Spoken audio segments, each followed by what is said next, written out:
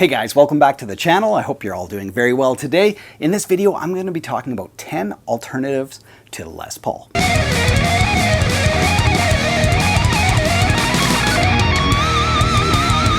Now, once a guitar design reaches iconic status, well, we all know every guitar builder on the planet is going to want to do their version of this guitar. Now, in this video, I'm not going to talk about clone guitars, so I'm not going to talk about like how close this clone is to an actual Les Paul. I'm going to talk about 10 guitars that I have personal experience with and why I think they're a legitimate alternative to the Les Paul. I'll link to them all in the video description below so you can get actual pricing on these guitars and specs and that kind of stuff, but I'm going to give you my initial impressions and tell you why I think they deserve a spot on the list. All right, guitar number one, the Digico Atlantic. This is one of the more unique instruments on this list. It just doesn't look like anything else on the market, which I do like. It's not pigeonholed into a certain thing. But why do I think it's a legitimate alternative to a Les Paul? Well, Seymour Duncan 59s. I've played those pickups in many different guitar models, and they always deliver great tone. So good tone, made in South Korea, so good construction. And number three, obviously, I said unique looks. And of course, number four, well, it's ergonomic, it's lightweight, it's got a little bit of a thinner body and lots of comfort cuts. So if you want something that kind of hugs your body close, this guitar definitely does it, probably better than most on this list. So yeah, thin body, great construction, great tone, unique looks. So it's not going to be for everybody, but I enjoyed playing that guitar quite a bit. Unique instrument, sounds great. That's number one. Now, the second guitar I'd recommend if you're looking for a Les Paul alternative is from Schechter. You guys know I love Schechter. They're a great value brand. There's two models in particular. Number one, the Solo 2 Custom. You guys know I love that guitar, one of my favorite instruments, and the Blackjack version of that guitar. So the Blackjack version is more modern, so if you play sort of high gain, it's got like stainless steel frets, higher output pickups. Both guitars have amazing hardware all the way throughout. Made in South Korea, although I have played a USA custom shop. Those are more expensive, more on par with like Gibson prices, but the USA custom shop is very good as well. But I think bang for your buck, Solo 2 Custom is the best. Blackjack if you're a more modern player. What do I like about these instruments? Versatile. You take the volume, you lower it, and you get all the classic Les Paul tones right there. You crank up the volume, you can play more modern stuff. So I love that about both of them. Coil splitting, extra features like that, great value. Now, if I say Paul Reed Smith, what's the first thing that comes to your mind? Well, for me, it's the Custom 24, the original PRS design, or Drop Dead Gorgeous Flame Tops. Those are the two things that immediately jump into my mind if I think Paul Reed Smith.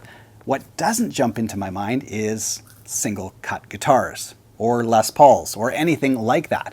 That being said, they've got single cut guitars in all three price tiers, the SE, the S2, and the Core. So no matter what your budget is, Paul Reed Smith has a single cut design. Now, the one I'm going to focus on is the SE. $600-700, kind of that upper mid-range. And the SE line, I've played so many different guitars from there, I can vouch for those easily. They're great made guitars, and they look a little different. They've got just a different vibe from a Les Paul, but you can get those Les Paul tones. Now, the SE version is the 245, so you get the 4-knob configuration, all that kind of stuff, and really gives you that vibe. And, you know, you can cover those tones like all these guitars on this list. Yeah, that's definitely a great Les Paul alternative. Les Paul alternative number 4 that I can personally recommend is from Gretch. Yes, it's the Duo-Jet. Oh man, I love that guitar. That's on my list of instruments I wish I had never sold off. Don't know why I did, stupid mistake. But anyway, yes, love the Duo-Jet. I also have owned the Electromatic version, which I think is the Pro-Jet. So I've owned both and played on those guitars extensively. The Pro-Jet is, or the Duo-Jet I should say, is the high-end version that competes in price with, you know, a Gibson Les Paul. But it has all that unique quirkiness of a Gretch that I just love. So yeah, you can't go wrong with a Duo-Jet. It's a high-end guitar from Gretch. It's a little bit different than a Les Paul, but can still give you those same vibes. Yeah, exquisitely made guitar. The Electromatic wasn't quite as detail-oriented. I had to do a little work on the nut and the bridge. It had the Bigsby bridge. red and gold. I think it was gorgeous, but it needed a little bit of work to get into tune. The DuoJet just played, like a dream right out of the box. So if you do get the Electromatic, my personal experience is you might need to work on the Bigsby or the nut a little bit to get it to hold tune perfectly if you're gonna, really use that trem. But both gorgeous instruments. I can recommend both, and they just have a different flavor than a Les Paul while having, that rich history as well. So yes, heartily recommend the DuoJet. Les Paul alternative number 5 that I can personally recommend is from Duesenberg. Yes, the Star Player TV. Love that guitar. Now, Duesenberg only makes high-end guitars, unfortunately. So if you're going to go for a Duesenberg, they're going to be Gibson Les Paul prices. So they don't have like a lower tier like all the other brands that I've mentioned are pretty affordable, or they have an upper and lower range. With Duesenberg, it's all high-end. That being said, you're going to end up with an amazing guitar. And like I said in my demos, if you guys watched those, it's just such a unique instrument. It's super well made. All the hardware is made in-house. The trem system is nicer than a Bigsby, in my personal opinion. It's one of the nicest kind of soft trems on the market, in that you can just kind of add some wiggle and it just holds tune. So yeah, both of the versions that I've played from Duesenberg were exactly the same in terms of like quality control, or how the trem works, all that kind of stuff. Now, could be a plus, could be a downside, but they do not sound like a Les Paul. So all the ones I've recommended so far, you can dial in classic Les Paul tones, and all of the brands have kind of an upper and a mid or lower tier version. With Duesenberg, like I said, it's only high end, and they do not sound anything like a Les Paul. Les Paul alternative number 6 is the Eastman SB59, or solid body 59. So why is the Eastman on the list? What did I like about it, and how does it compare to like a Les Paul? Well, here we go. The first thing is, of course, the price difference. The Gibson Les Paul, very expensive instrument. The Eastman is, hundreds and hundreds of dollars worth of savings. How are they built? Well, very similarly. The Eastman is a very small custom shop in China. It's all handmade. They use only premium, like one-piece bodies and all that kind of stuff. Lightweight guitars. It used to be anyway. They wouldn't ship out any of their SB59s if they're over 8 pounds. So yeah, you're not going to end up with like a 10-pound guitar. So that is really nice. They had a few things like that in place that really made their guitars attractive. Yeah. Vintage tone for sure, so you're not going to be getting like modern tones out of the SB59, like high gain metal and that kind of stuff. So it's more of a traditional instrument, handmade, great savings, and I love that guitar. Les Paul alternative number 7 is the L7 from Sire Guitars. So why is the Sire L7 on this list? Well, number 1, affordability. I think it's one of the most affordable, high quality, Les Paul alternatives. $599 US pricing, bear in mind, but $599, I think it's the most affordable on this list, and it's got features not found on guitars in the thousands of dollars, namely rolled fingerboard edges, rolled fret ends, and really nice fretwork. So the attention to detail on the Sire guitar, and what sets it apart and why it's on this list, is the playability. At least for me, there's 2 things. There's the playability, which I really loved, and it's across the Sire lineup, whether you're looking for a Tele Strat or Les Paul, whatever. The playability is what sets them apart. The pricing and the pickups, they're a little bit brighter. They're a slightly different sound than you would expect out of like something that looks very similar to a Les Paul, but they make their own in-house pickups. They're very bright and articulate, so you're probably going to want to use the tone control if you want to kind of get those classic Les Paul tones. But yeah, it's got its own thing going on in terms of tone, and the big selling point for me is the playability. All Sire guitars, love that about them.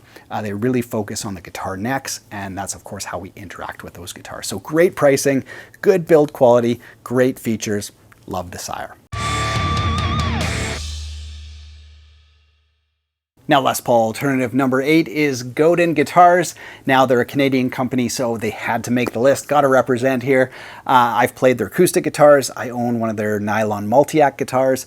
Played their Strat style guitars, and I own a Godin Summit. Now, the Summit is their single cut design.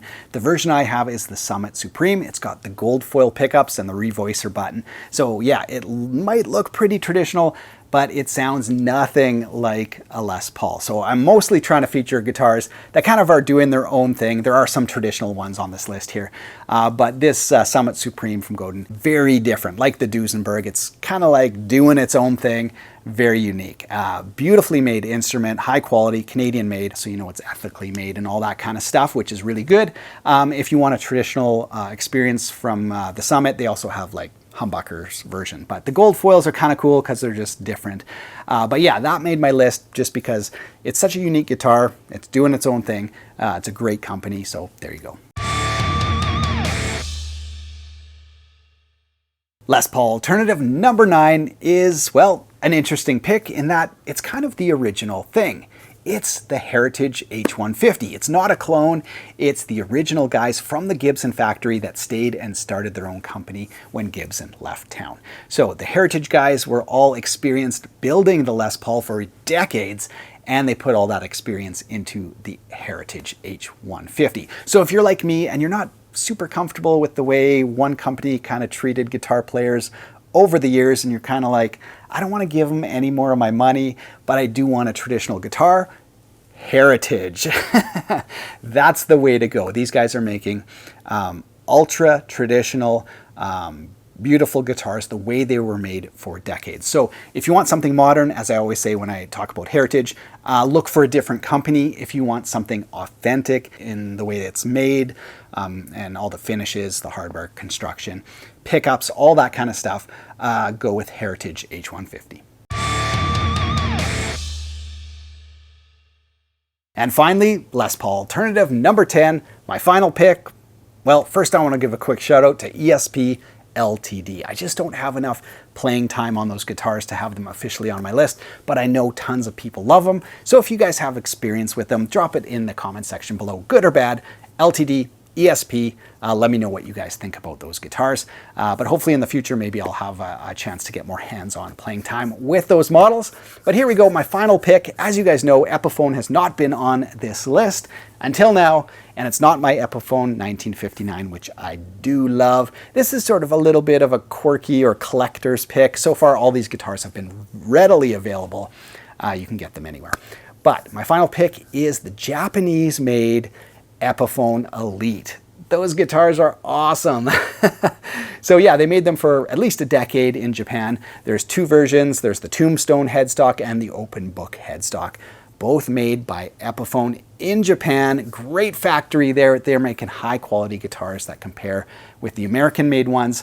Not completely the same when I could play mine back to back, but those Japanese made guitars from Epiphone, they're kind of a collector's item. They're still, you know, you can find them, but you can't just go to a store and buy one. So that's kind of my like collector's pick. If you want like a Gibson Les Paul alternative that's not the same amount of money, but that's a really awesome guitar, the Epiphone Elite kind of flies under the radar. It's an awesome instrument. Thanks so much for watching and being a part of the channel. I really appreciate it. If you haven't subscribed yet, be sure to do so. Other than that, if there's any other single cut guitars I didn't mention on my list, drop them in the comment section below. I'd love to see what you guys think about those models. Other than that, have yourself a great week. Take care.